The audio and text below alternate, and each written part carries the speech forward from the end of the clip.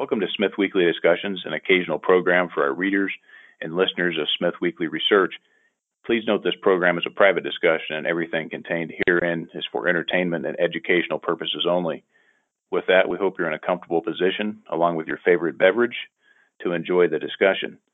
Before we get into our discussion, we want to say thanks for questions coming from our audience at SmithWeekly, including Andy F., John Q., Dale H., Anhill O., J.C., Matt R., at Plainview Danny, and Jan G.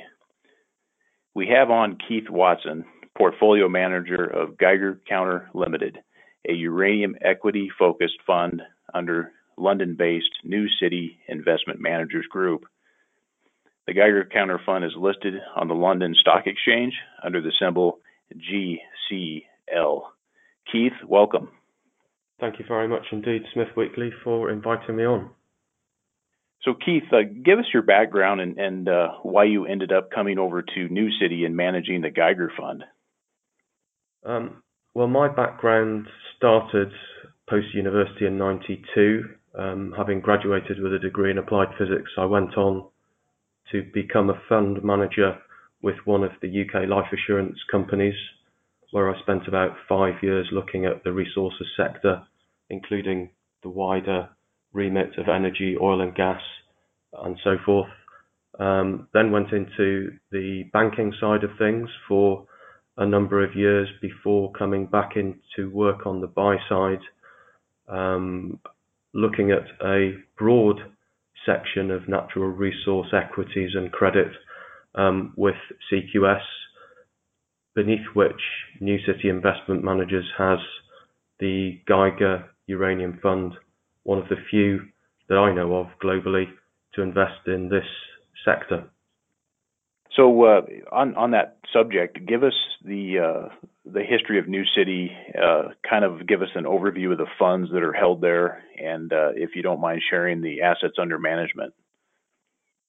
Sure. Myself and a co-manager, Rob Crayford, and our overall line head, Franco, we run 4 funds under the New City umbrella, and the main ones that Rob and I look at are focused on broader natural resources, primarily equity, though we do have one fund called New City Natural Resources Trust, which pays income, and that's probably the largest one, to have assets under management of about close to 100 sterling, give or take, in current volatility. We have another fund, obviously Geiger, which is in uranium. We have a smaller precious metals focused fund called Golden Prospect Precious Metals. Collectively, those two have assets under management of probably around about 45 million sterling, biased comfortably towards the Geiger Fund. And then over the top of all of that, the current in vogue sector is credit, and Franco runs about 250 million of assets under management, focused primarily on the high yield market.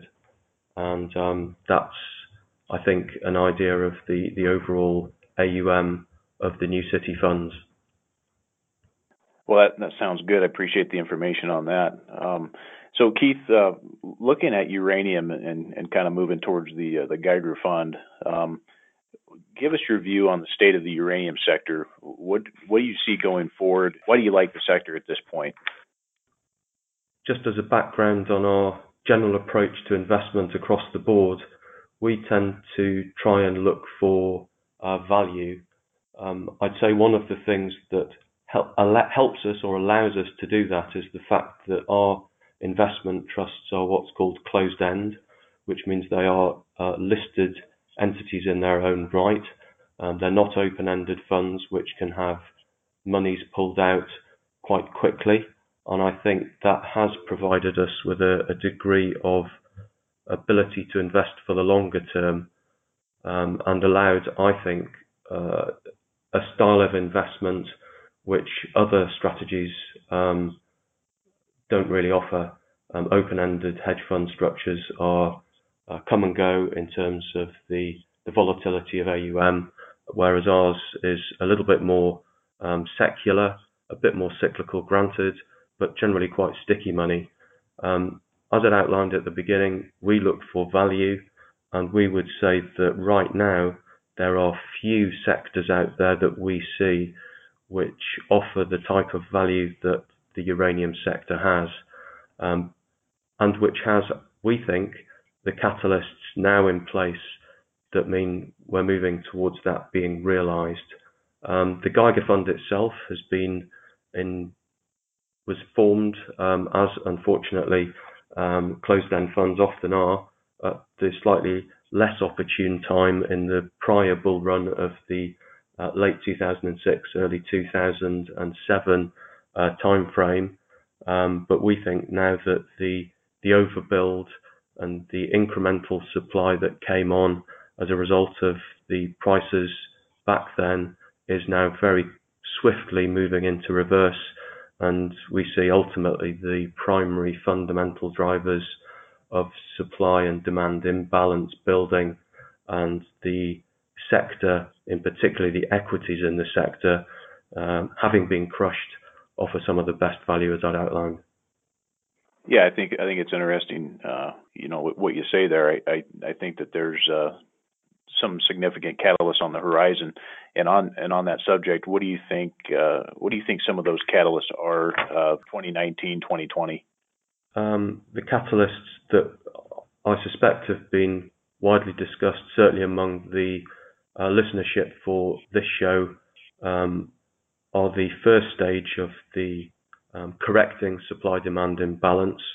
We've had the mine closures latterly, and most significantly, McArthur River, owned by Cameco, removing some 14 million pounds of annual mined uranium production, or 8% of global supply. I think behind that, but in significance possibly larger, we've had Kazatomprom remove something like 3% of global supply, but because that is now more significant than OPEC in controlling some 40% of global primary mine supply, we think that we're very much in a position now where we see the oversupply situation correcting very quickly indeed. And we've seen the spot price move up as utilities, which have, and in fact still are, deterred from investing in the sector, particularly in the US, the largest market, which is undergoing the Section 232 petition for security of domestic supply. Most utilities have been put off contracting, and we think we'll shortly enter a contracting cycle which will necessarily require prices to move higher. Set against that, we still suspect that many forecasts for overall supply on the medium term, by which I mean in 3-4 years' time, are inconsistent with the price expectations that are behind that. And we would say that Cameco is probably the clearest illustration of that. In shutting McArthur, it announced that it would not be restarting production from that, one of the largest single operations globally, until prices reached the required level to give it sufficient returns. And looking at its contract book, we would think that that price is probably in the mid $40 per pound range as a base level, on top of which they'll look for price escalators to provide some participation into possible or perhaps probable price upside from there, because this remains an industry which is likely to continue exhibiting extremes of boom and bust. Right now we think we're at the bust stage, but with the supply correction coming on, we're at a price discovery point at the moment, which has been driven by the two largest producers, certainly Kazakhstan, whilst slightly minor in terms of magnitude, I think more meaningful in terms of its overall supply globally, and I think more meaningfully in terms of magnitude in the short term has been Cameco. And I think one of the crucial factors that Cameco's illustration provides is that in satisfying its forward contract book, which is still running off, it has closed McArthur River, which sees not only a reduction in primary global mine supply of significant amount, but that reverse into it purchasing spot material on the market, and that has helped lift spot price to the current level, which seems more of a psychological barrier at around the $30 level than necessarily anything fundamental.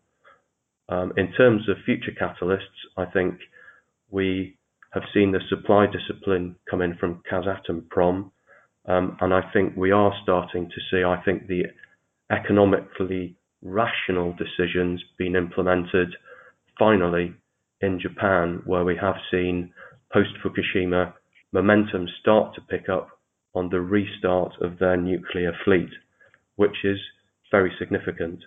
Not an easy process, because they still have to go through a substantial local approvals process, but the pro-nuclear Abe government is very firmly aware, I think, of the superior economics of restarting installed low-cost, low-carbon capacity in Japan, as opposed to subsidized build-out of either wind or solar, which has its place in the overall energy mix, particularly in the developed markets where nuclear power is typically anything up to 20%, whether that's the UK, where I am currently, or the States, more meaningfully as the largest market.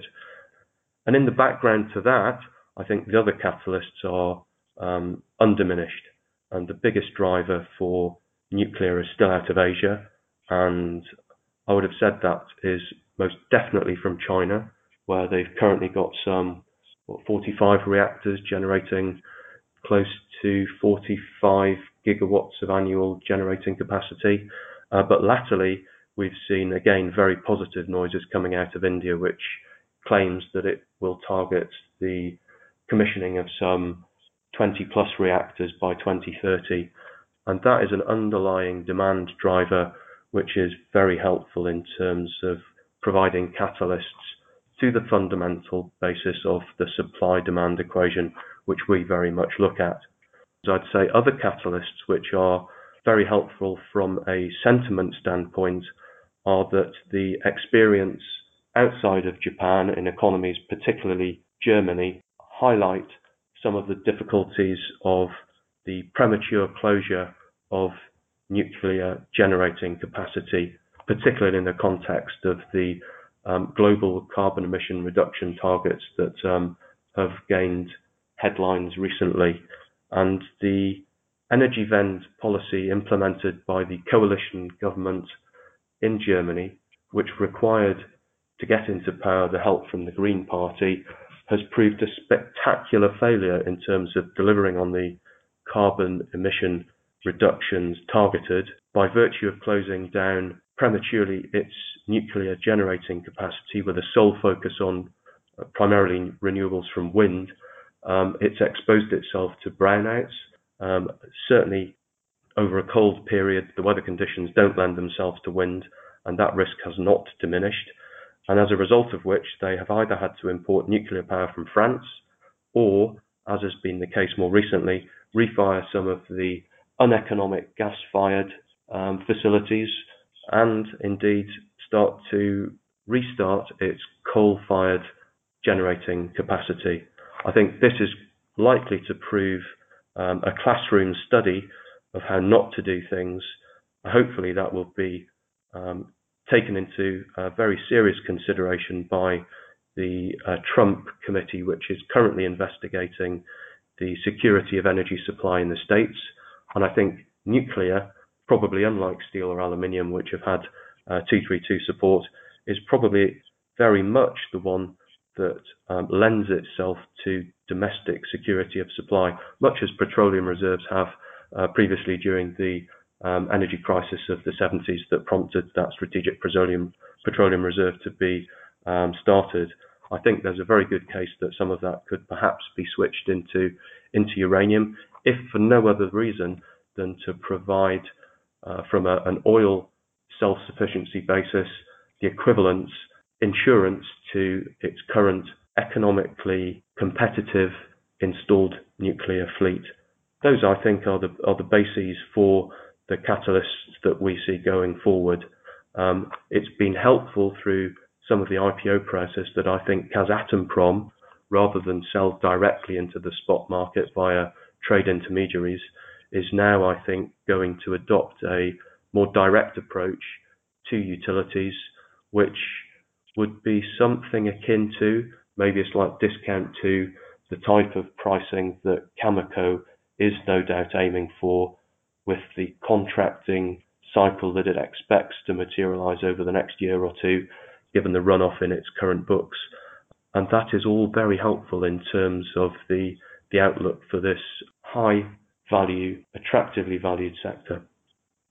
Well, you covered quite a bit, and there's certainly a lot of views that you and I both share that we certainly agree on, and I think that there's a lot of catalysts going forward, and certainly some in the near term.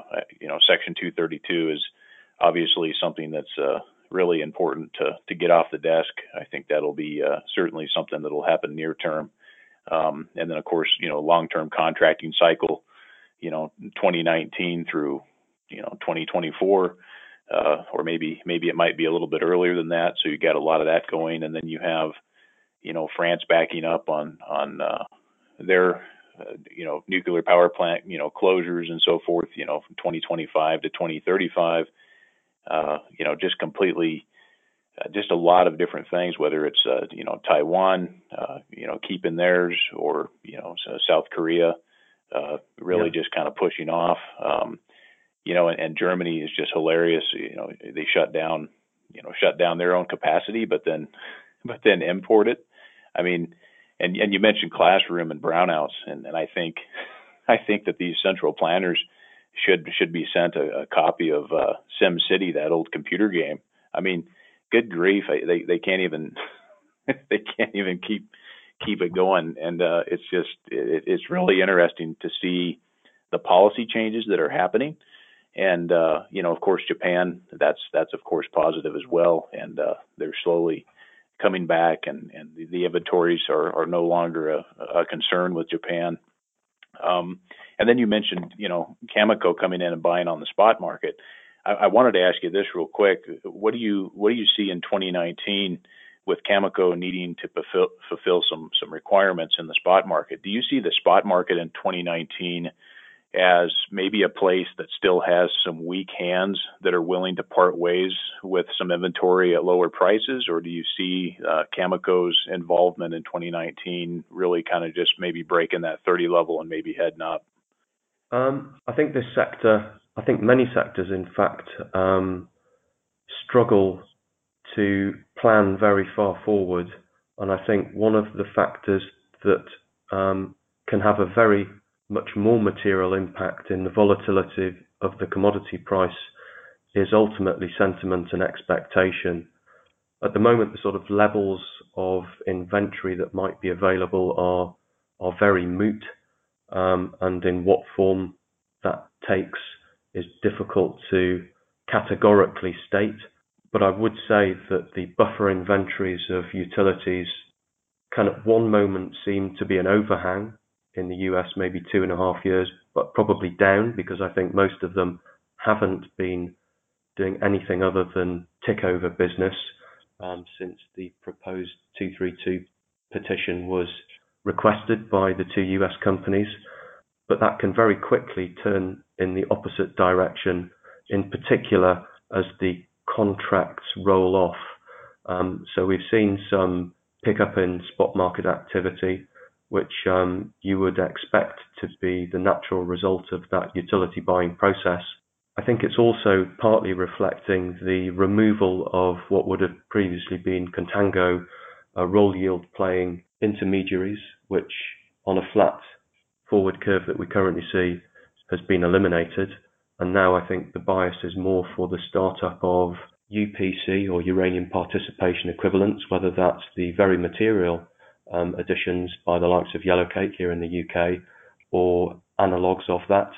I think those will increasingly be a trend here. Hedge funds certainly have been starting to inquire, if not develop, Yellowcake holding licenses in order to buy and hold southern material. And I think that alongside Cameco's purchasing could very quickly see the herd instinct of utility buying departments flip from what's in it for me to fear of being out of the market.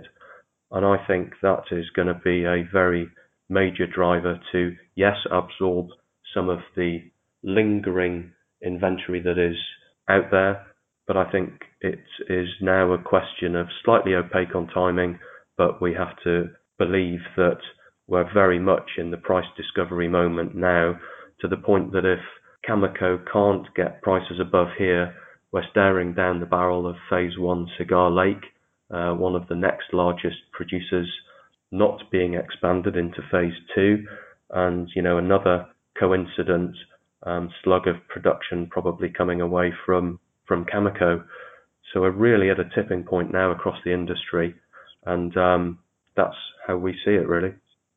Well, I want to talk a little bit about kind of some of the bull case or the bear case on some concerns folks have, and I kind of have two points on this. So some think that a risk to the uranium bull thesis is Kazatomprom ramping up production when prices rise. Could you share your thoughts on the current state and outlook of Kazatomprom? How eager are they to increase production during a rising price environment, and how long would it take? And do you see them focusing more on term contracts over the spot market? Kazatomprom have adopted some very rational management policies as a result of their recent IPO. I think that the main one being that they have already set up their own internal trading division, which will no longer sell into the intermediary market, which has been something that has provided or acted to depress the market and ultimately flatten the curve. They will now, and I think in tandem with Cameco, be much more coordinated in their approach to the market, and without doubt, in our conversations with them, they will now be looking at contracting over spot sales. And I think any rational management, particularly that which has just listed into a transparent market, will be pursuing that value over volume approach. For the time being, that undoubtedly, I think, will be targeting Cameco minus X, whatever that level of X is, but certainly materially higher than the current uranium price ultimately. I don't see why they would feel the need, given the price discovery at the moment, to make the situation worse by following policy of old ultimately. Right. And do you see Kazatomprom at this point, with their assets and their lack of expansion spending and capex towards their assets, do you see really Kazatomprom at this point as really in these prices a declining production force? I would put it in the context of the supply-demand assumptions that are out there, whether it's from UXC or many of the secondary banks that largely base their assumptions on that same data. One thing that I think is in there at the moment is that Kazatomprom and Cameco will restart their production in the next 2 to 3 years. Cameco and Kazatomprom, unless they see the price reaction come through required to do that, won't. And so that's the critical fact that we think underpins the improvement and the outlook for this sector over the medium term. And I think, though, I would say that once that price has been achieved, whatever you want to debate about that level, we would say probably in the mid-40s as a base, but with price escalators for the likes of Cameco, as I think I'd outlined earlier, then both will likely restart production from their operations. That's why in our portfolio, we would probably use that as a base, a sort of center of gravity around which we would pivot our targeted investments, those which will make a good return for investors at 45, and then we still have a holding of companies which will make a lot of money when prices move up to the next level, but that is a relatively smaller portion of our AUM, call it 10% at the moment, but those are call options in a sector which is where equities in most cases are call options. So we are looking at those projects which will be globally meaningful, the likes of the Western Athabasca, those which can make treble NPVs at $45 versus what is currently discounted. So that would include things like the next gens, probably in some enlarged format with the likes of Fission, and maybe stretching further north up that trend into the likes of the Cameco Areva PurePoint joint venture on the border with NextGen. And that's really, I think, just trying to illustrate our positioning in this sector because of these dynamics that we feel very strongly will play out. So there seems to be a kind of a prevailing theme that's going on with the thought that maybe at $45 uranium, that there's going to be enough production all of a sudden come back online to maybe satisfy the market. And I want to ask you a little bit about this. So even with the obvious lag of the fuel cycle, we know the fuel cycle can be 18 to 24 months, and the time it takes to restart existing operations and to ramp up can easily be, depending on the mine, 6 months to 12 months. Where do you see on the demand side? Do you or actually on the supply capacity side? Do you see when uranium gets to $45 a pound? Do you see that that's kind of a holding spot, or do you see it moving higher? Because if you look at the long term, a little bit further out, even with these restarts of these existing operations, do you see that there's enough there to really sustain the market at those prices? I think that will depend to a degree on the extent to which China continues to pursue its rollout strategy, and our view would be that it is very clearly a very important part of their overall energy mix. But equally, I think it will depend on a balanced view of the required energy mix in some of the more developed markets where nuclear power represents, in the States, 19-20%, UK similar, South Korea similar.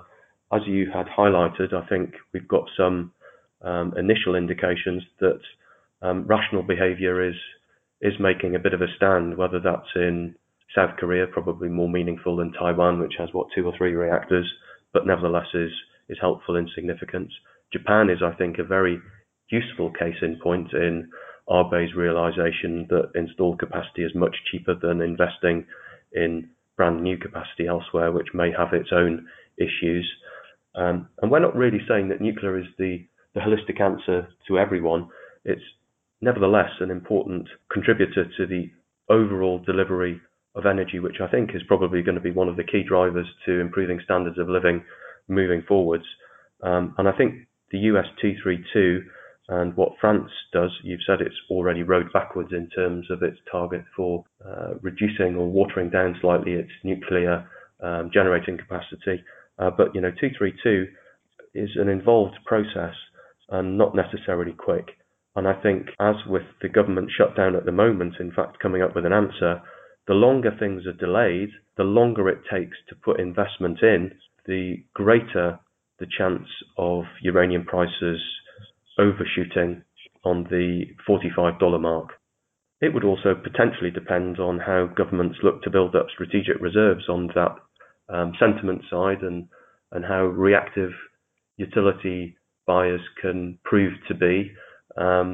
Equally, so can governments, and policy to maybe switch some strategic petroleum reserves, or India to build up some strategic reserves, could suddenly generate quite a significant swing in sentiment and pricing behaviour over a very short period of time. So I think 45 would be, as I said, really our base case. But quite frankly, the boom-bust behaviour of this market shows absolutely no sign that that has changed. The hangover from the prior boom has been the deferral of supply cuts coming through because of the long-term contracting nature of the business. And it's really that which is the root cause of some of the sustained boom-bust characteristics. And we're just coming off the back of that bust now. Right. And that will follow through in terms of the site, the other signals that we see. We've had bottlenecks in conversion pricing. We've had near $10 increase in conversion costs transfer straight through to the U3O8 price. And we're now seeing a modest, but from a very low base, move up in the SWU pricing. And ultimately that might be related to the 18-month, 24-month fuel cycle process of contracting. But, we know that is going to be a double pendulum effect on the overall supply response of the market, which ultimately will move in lockstep with the improved pricing across the whole fuel cycle. And that we have seen the initial move in flattening at a higher level on the spot price and the forward curve. We've seen the conversion price start to rise, and we think we're now starting to see some potential more positive outlook for the SWU price, which is consistent. Yeah, I think those are all good indicators of a coming healthier market situation. And I think with Cameco, when you come into long-term contracting with Cameco and Kazatomprom, and you get into these contracts and utilities ask for delivery on these dates or so forth, and the capacities of these projects coming back online, I think it's going to be interesting to see how that gets managed. And when you have we talked about next gen and so forth, sure, we can get you a contract, but we got to build the mine, and that's going to take some significant time to get that online and actually get that ramped up and producing. And so it's going to be interesting to see kind of who and how the gap is filled. 2020 to 2023, it's just going to be, all these things require so much time. And like you said too, the longer the price stays down and kind of beat up, and the longer these things take to kind of play out, like you said, it's all points towards certainly a potential overshoot, and I think that's important for people to keep in mind. So Keith, do you see any further on mine closures? Do you see any further closures occurring before the uranium price starts moving higher? And with that, do you see any scheduled closures like Ranger and Cigar being on time? Mine closures will continue to follow the runoff in the forward contracting book, and that could still include some serious questions for some of the larger visible and listed entities such as Cameco.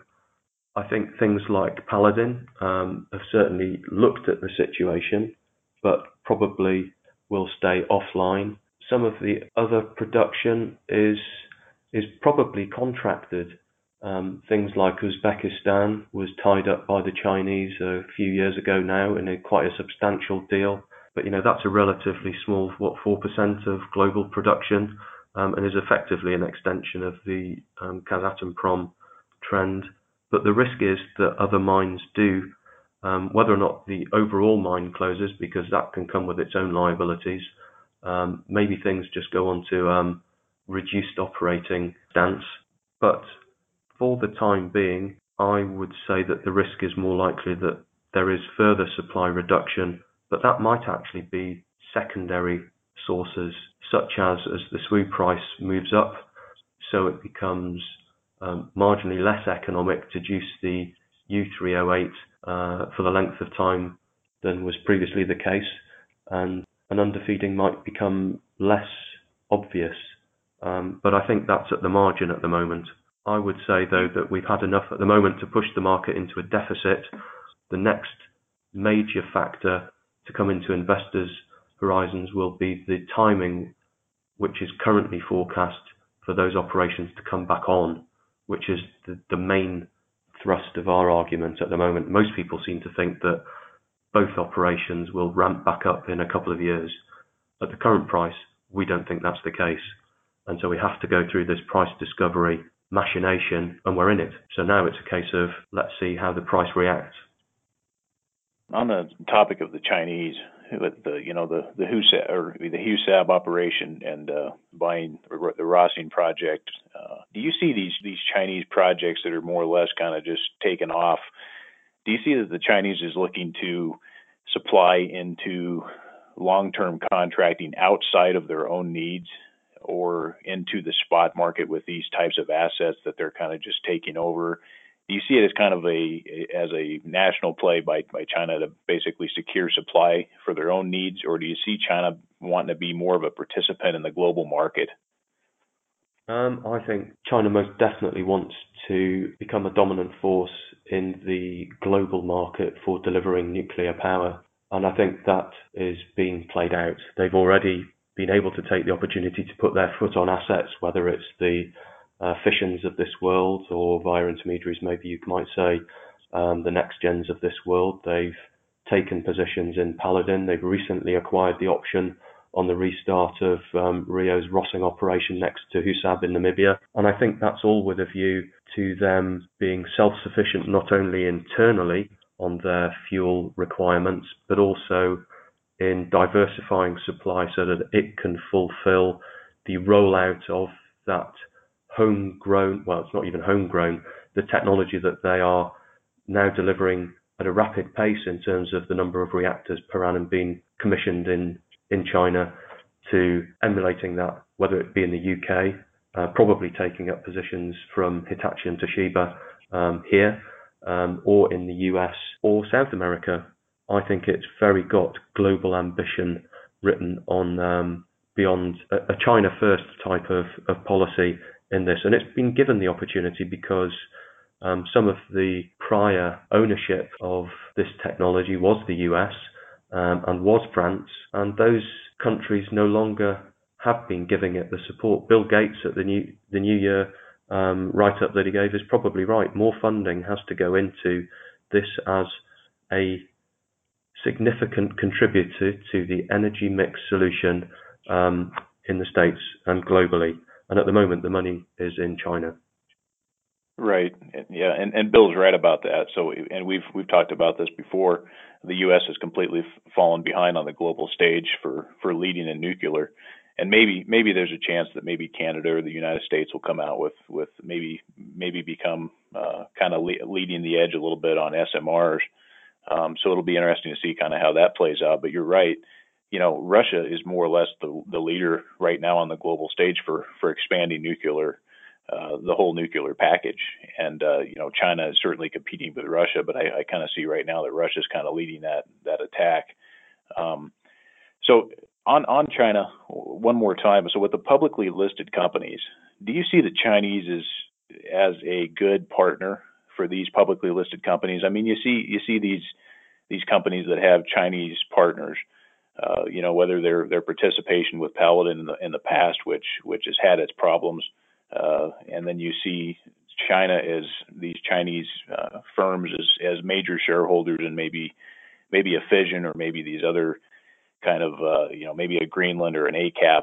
They kind of take a large position in these companies. Do you see the Chinese really as a good partner for the publicly listed companies?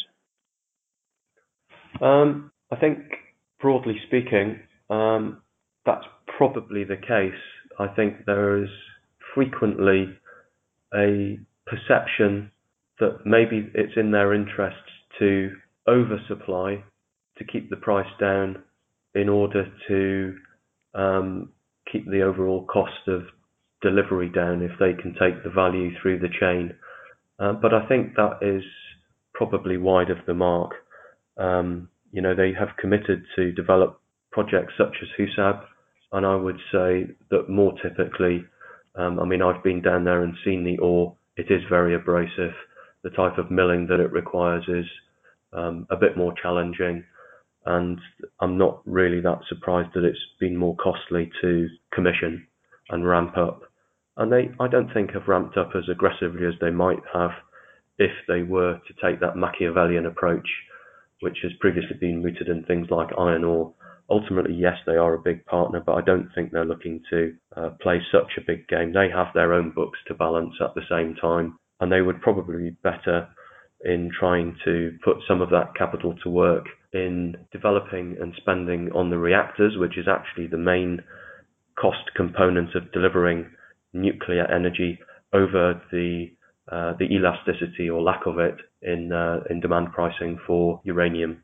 So I don't think that this is the same as that type of argument that was deployed in, say, iron ore. I think, though, they have been very clever in taking this opportunity to benefit themselves in getting a security of supply of a commodity which is more costly to produce in China, by putting their foot on assets outside of China, which also helps them deliver a global strategy and take market share on delivering full value through the chain of nuclear power. And I think there's a very good case put forward by Bill Gates that actually security of energy supply isn't a problem until it is, and very often that's too late. And a bit like umbrellas, you buy them when it's hot and sunny, not when it's raining. And I think people should be buying more of this right now because things are pointing in the right direction. Yeah, absolutely. I agree. I think there's some interesting issues surrounding what you said. So moving on just a little bit. So some investors believe developers with projects that can achieve production during a new bull cycle will provide the biggest gains. What is your view on sticking with a development story, the potential dilution under this scenario versus a company that looks for a buyout in an undeveloped project? What are your thoughts on this? And do you see that one strategy is better than the other? I think I see that question. In terms of how I would see it and how our fund is positioned, we would look at the quality of the project as one of the fundamental aspects to it. But equally, I think there is a case to look for projects which maybe can be switched back on at the right price. And at the time, right now, I would say that the implied price on things such as Cameco in the 50s, and assuming McArthur River comes back on stream, is perhaps not as good value as being in a project which is unfunded through development, but which has and will have, we think, a material impact on the cost curve overall with strategic importance, and which have already had some of that interest expressed in terms of partnerships with Fission or NextGen. And, that is where we are in terms of positioning our investments on that cost curve. And we think the strategic importance of that will play out. And I would say that we've got a little bit of a barbell on that, in that the other projects that we like happen to be in the States, and they're very small market cap. One of our largest positions is in UR Energy, which put forward the 232 petition. But there we think that they are going slow at the moment to generate tick over cash flow. And we think they would be the type of capacity that would benefit from this price discovery that we feel is currently taking place and has further momentum to run. Kazatomprom will do, but the cost of production there is lower, even if we look at the full cycle economics of bringing on new well sites and rolling those out.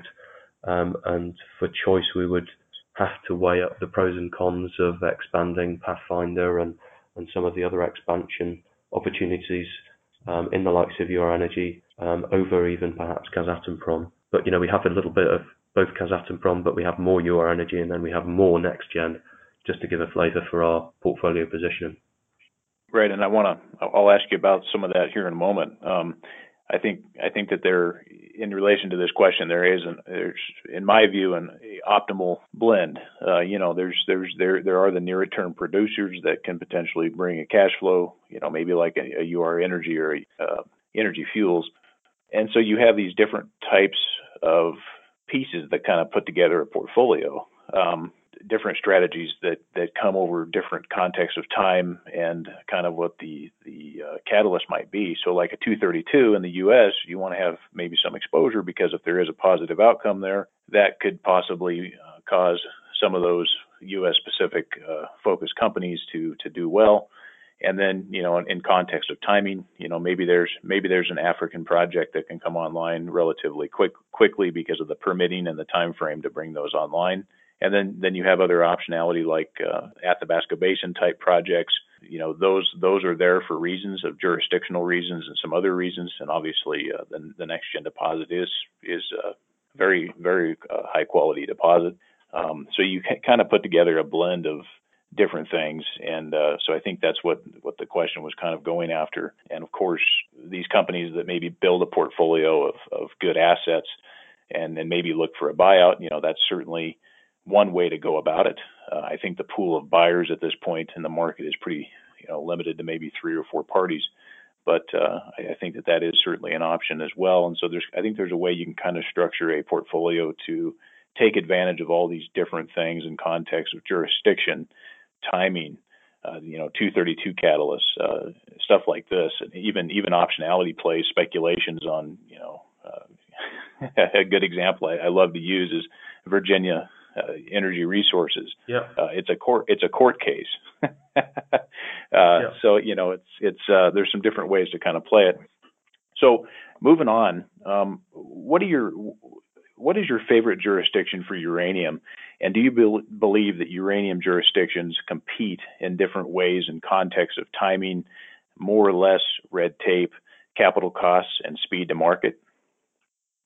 That's a thoughtful question. I would say our favoured jurisdictions are still, and by virtue of size, somewhat determined by where the deposit is, rather than necessarily purely down to politics. But I think that Canada has shown itself and will continue to show itself, particularly in the important Athabasca Basin, to be open for business for the uranium sector and not really trying to inhibit it. For that reason, I would say that would be one of our top jurisdictions. The US has a slightly different take in that I think you just have to be careful which state you are located in. But, the state of Wyoming in particular, which has now taken over federal ownership of the permitting process, I think is open for business, helpful for things like Energy. I think Texas probably is. Kazakhstan has its issues, and I think probably from the political standpoint there, we would be more aware of our position sizing in that region, but nevertheless feel it's tolerable. I mean, the whole industry is ultimately dependent on the policy of that company and that government because of its dominance in primary production. But I think we also have to appreciate that there is a fuel cycle here, and we can't escape the integrated nature of enrichment capacity, which is dominated principally by Russia, and that is a segment that you can't really invest in. So to an extent, we can try and pretend that we know about politics for the mining jurisdictions. All of that could be held at gunpoint by a chess game between political powers led by the likes of Russia, which may still have some influence over Kazakhstan.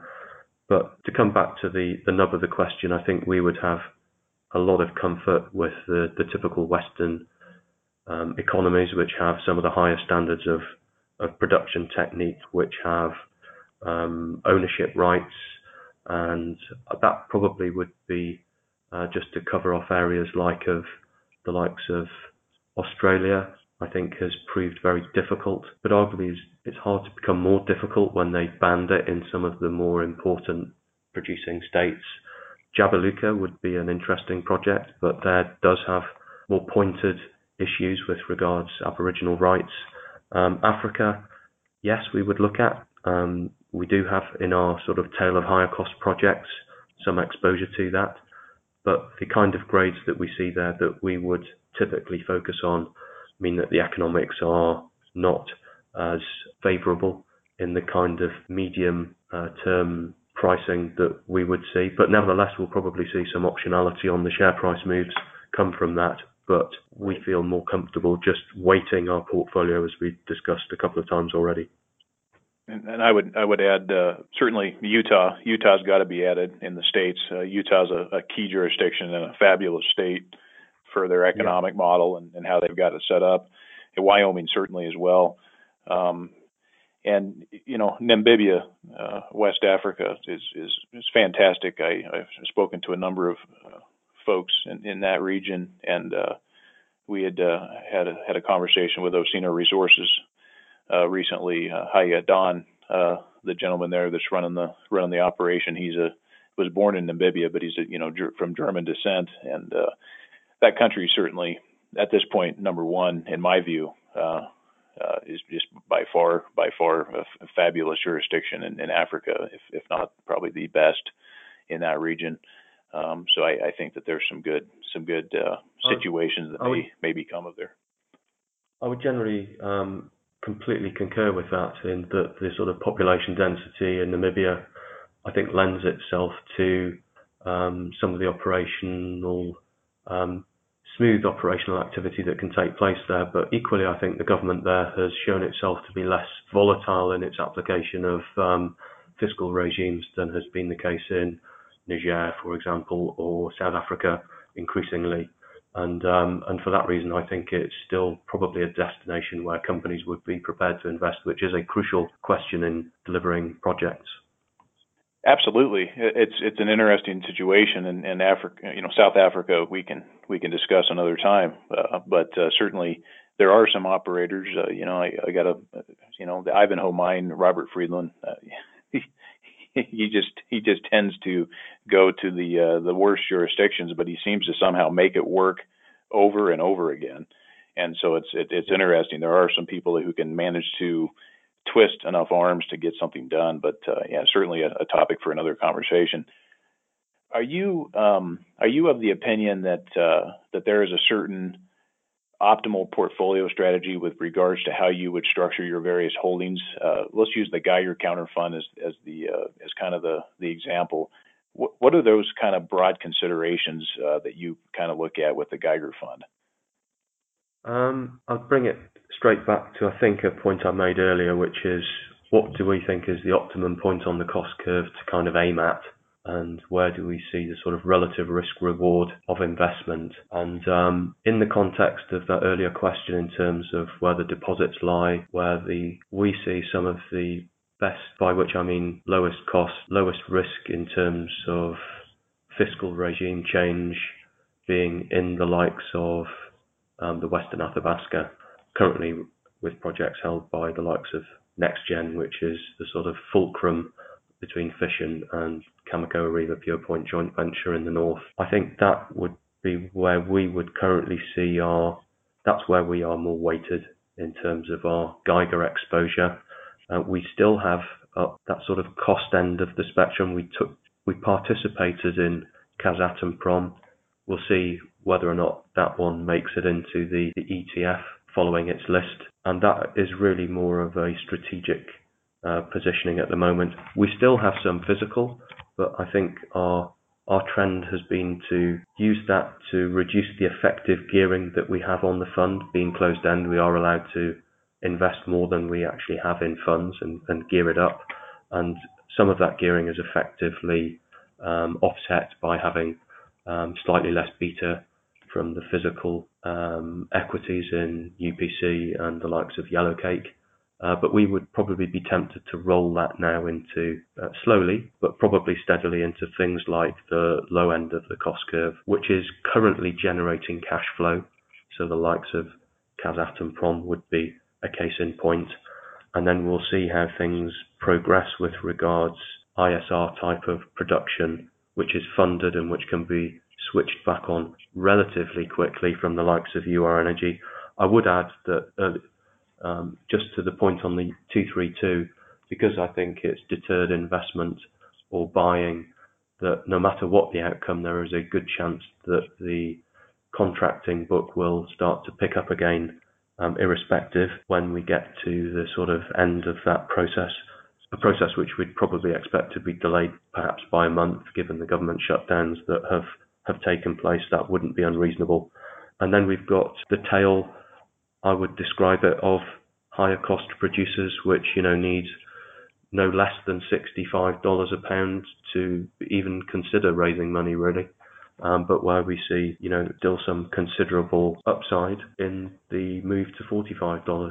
It gets that much closer to 65 from there, and we would see those behaving commensurately quite well. That's how we see it, and there is a bit of an overlay as to which jurisdictions those are. Some of the higher cost ones typically are in the Australias or the Africas of this world, but some are in the Americas. And let's not forget that portfolios from companies such as UEC also have projects which are in sort of South American districts as well, and so there are hidden assets within those below those entities below the sort of headline discussed projects from the likes of UR Energy, which can come out and actually see some value ascribed. I wanted to ask you, for the audience that doesn't know, kind of how you guys might look at it, but give us a quick example of when you look at an Explorco, a developer or a producer, what are the kind of the key differences you look at when you're evaluating whether or not it's something that you might consider for the fund? I think that we would look at all of the fundamentals that you would consider that go into making up a bankable feasibility study, and ultimately end up with an attractive cost of production. Very difficult to single out specific factors, but that would include obviously grade. I think that would be a given. The distribution of that grade, how nuggety it might be, the type of rock that it sits within, the depth of that rock, the topography that goes around it, the social license that surrounds that, which I think links in with management ability at the top to link all of those together to a point where we see a realistic chance that this project could be developed.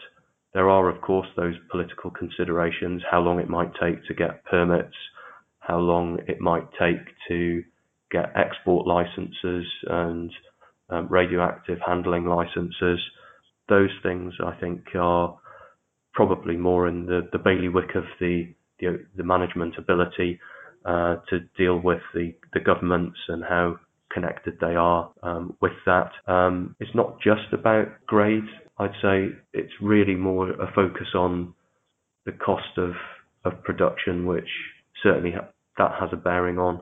But there are instances where lower grade projects will work, whether that's not necessarily just ISR, though the main focus of ours would be that represents and intuitively this is the case,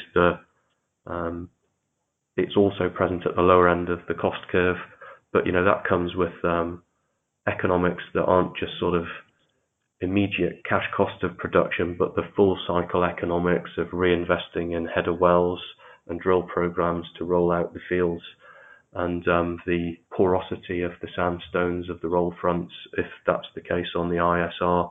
Lots of technical factors come into it, and it's very difficult to single them out particularly. We have to sift through quite a lot, but the easiest way is just to look at where and how confident we are in the cost of production being delivered upon. And I think we've given several times over now the sort of our view of the landscape and the cost curve and the deliverability from the ISR producers, whether that's the lowest cost in Kazatomprom or maybe Uranium One if you've any credit, or the slightly higher cost US in situ production to the hard rock types of developments that are out there in the Athabasca. Some of them actually have strange optionality, like Denison, that at its Wheeler River is now looking at potential desktop stroke PEA type assessments of some of its zones for ISR, because some of them are in sandstone as opposed to the hard rock itself. So I think that's been a very helpful turn of events for its reconsidering of a main project that it holds. I hope that gives some kind of flavour for it. Yeah, no, I think it's good.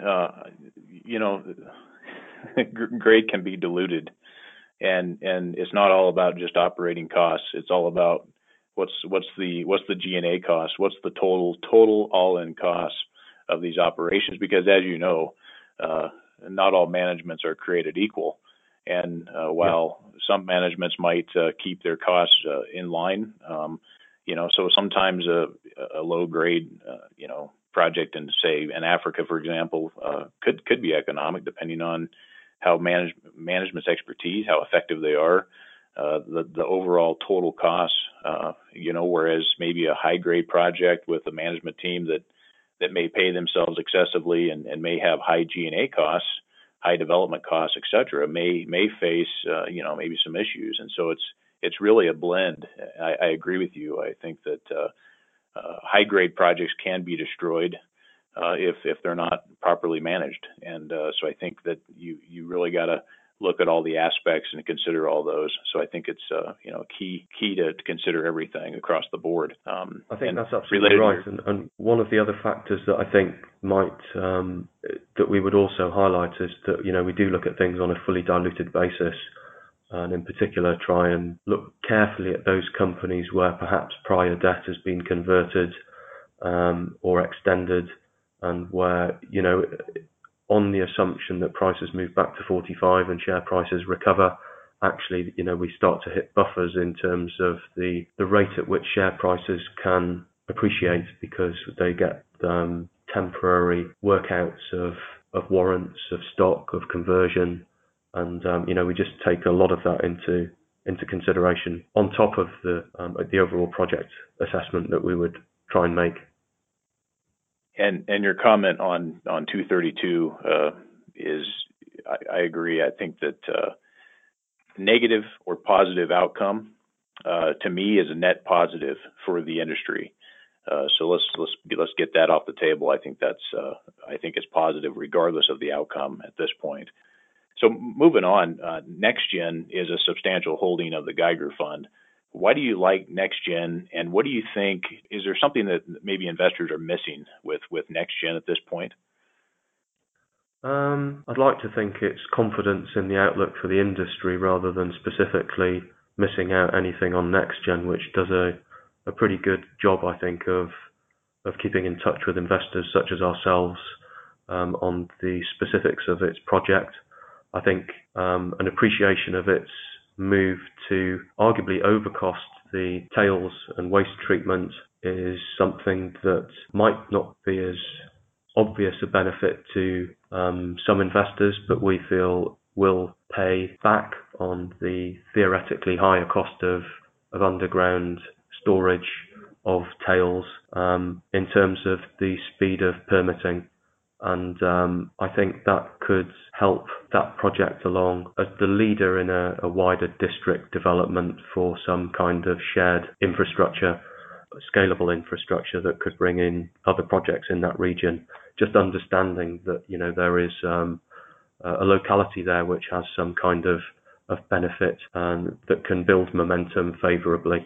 But I think that's probably one aspect of behaviour that I think that management team has done well. Is that underappreciated? It's difficult to tell. I'd like to say so. I think our view on it would be that, at the $45, $50 mark, that's a share price which can, an NPV at least, which can travel from here versus, say, a Cameco where, we see the share price already discounting something higher than that. And so that's where we sort of balance the risk reward of our investment decisions. But there's no doubt that it still has to go through some funding in order to deliver that project. But with those kind of adaptations on the back end, it might prove easier than some skeptics might think. Certainly that is what we would hope. I think that there's the facilities in that region. Obviously, it's got to come. People would think it's got to come from NextGen, and I think you made some good points there.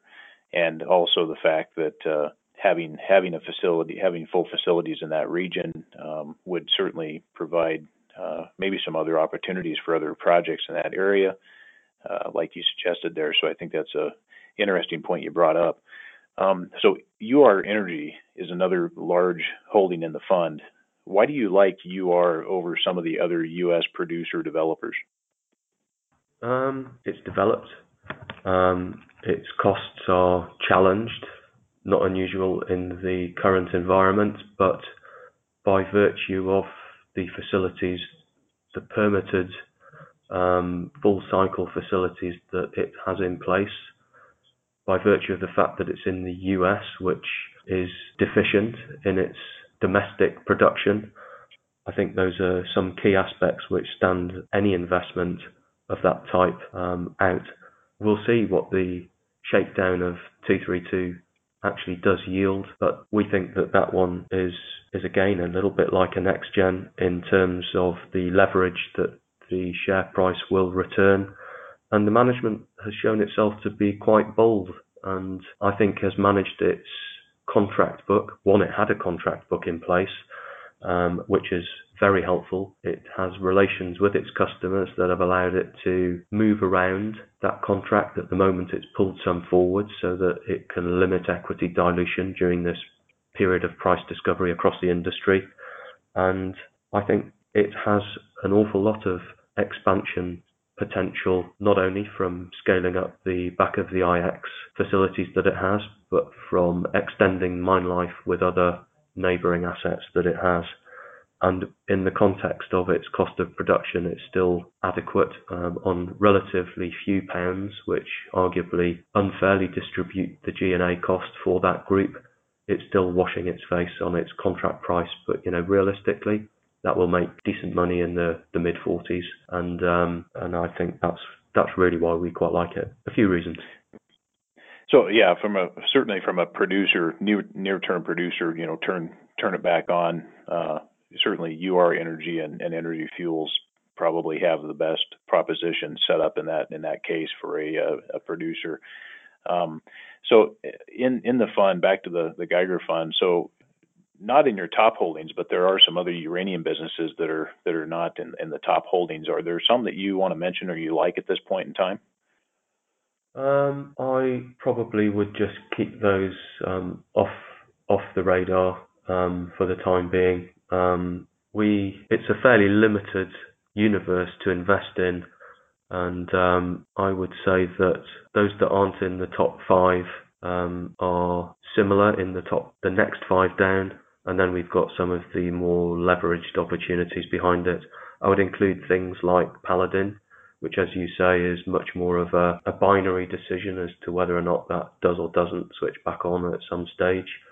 But that gives you an idea for some of the optionality in that tail of exposure that we have. But we also have some of the others. I'd say Energy Fuels actually has quite a wide mix of potential production, not just from, we think, the gem that was Uranerts, but from some of its hard rock and mill exposure. But that's actually quite a big position in the fund that you would be able to see quite easily from the accounts. The rest of them are all relatively small, a bit of a spread of risk, and I wouldn't necessarily highlight them. You mentioned things like ACAP. I think that one is currently more coal related, the extent to which it takes forward some of its operations on that front, but certainly we hold a little bit of that, a very small amount. I wouldn't highlight anything particularly. Okay, appreciate the insights on that, and on the portfolio position size, I want to ask you this. So NextGen is the largest in the fund right now. How comfortable are you in terms of position size with the fund? Do you see as like a 16-17% as kind of the max you would go, or depending on conviction, would you step it up a notch, or what's your thoughts on that? That's approaching the upper end. Don't forget that part of the reason that it's at that position size is the fact that we've held it for a long time. So we were buying this, in the 30 cents mark, and so much of that is down to performance. But just because it's up here doesn't mean that we lose confidence in it. I think the developments in the project that they have put forward so far are extremely sensible, and it's still a project that will do very well. The real call here is is the market. We think we positioned the portfolio pretty well. Turnover is minimal because we think we're in the right names. We still think we'll get some exceptional performance from the likes of the top holdings that we have. Otherwise, we wouldn't be there. And I think we've tried to give a feel for the rotation that we see in terms of exposure through from physical to the arguably less operationally geared likes of Kazatom, Prom, to the more operationally geared next gens, UR Energies, which have, yes, some development risk on one side, but don't have that development risk for the likes of UR Energy. Both of them have expansion optionality from an exploration standpoint in the likes of NextGen's case. Likewise for UR Energy, but also bringing through some of the project pipelines that are already in place at UR. And I'd say that the biggest differential that we would say retail investors in particular would notice that we are underweight Cameco versus the likes of NextGen. There we see the leverage. Yes, we see the liquidity requirements that much of the investment community requires in the likes of Cameco, but coming back to an earlier point, it's closed end. We see better value in the likes of NextGen and those investments that I just discussed. Appreciate your thoughts on the situation and how you guys kind of view that. And congratulations. Price is everything to some degree, certainly in this business. Congratulations on 30 cents and having some low position entries. So on while sector sentiment and valuations are low, do you have plans to expand the capital in the fund to increase positions at this time? Is there kind of a thought in that regard? Yes, we go out and we have had a number of calls, including inbound. We would like there to be less inertia from the wider institutional investor base, and we still think we're relatively unique in terms of the exposure that we offer, the fact that we're already in place, and it would be great to be able to issue more meaningful amounts than has currently been the case, but we're certainly continuing that push. Okay. And does the Geiger Fund often look to enter uranium equities by private placement? If so, are there a number of deals you're looking for in the next round of financing, which is probably inevitable at this point? We could invest in entities that would approach us, but we wouldn't look to invest in private entities now. There have been some which have been in the portfolio prior to my time. I've been here about 5 or 6 years now. But at the moment, the regulatory side of things is quite prohibitive. We prefer to keep things clean. Frankly, now a lot of the equity is so compressed in valuation, given the outlook, that we don't really feel the need necessarily to go to private. That's something that could change. I'd say we try and keep our lines of communication open with management, and particularly with all of those key investments that we've got on the table, we would look to follow our money in those that require it. And that's how we try and position ourselves. There might be others that would require funding, but I don't think we've got too many new names on the list at the moment. So with the Geiger Fund, is there consideration at this point going forward, is there any consideration for holdings outside of just the mining side equities, such as maybe a royalty company, physical funds, maybe a fuel cycle company, or otherwise? We would certainly look at the services side of things. I think that's one crunch area which is going to go through some considerable growth. It's finding it of any meaningful scale that is going to be the tricky point. We would look probably at things like conversion, where pricing has certainly improved materially, probably less so at the likes of the enrichment, should those investment opportunities come along. That would most likely be through the likes of a potential IPO of Urenco, something which was mooted back in the day. When was that? 2006, 7. In fact, before that, it would be in about 2000 when I was looking at some of the nuclear service providers. But that's really struggled to come to fruition. It may happen. We'll see what happens with the fragmentation of the older Riva, now Urano. We might be interested should some of those businesses spin off into the public arena. But at the moment, I think most of the sort of nuclear-related services are tiny portions of much, much bigger conglomerates in the likes of Korea than we would really see as investable.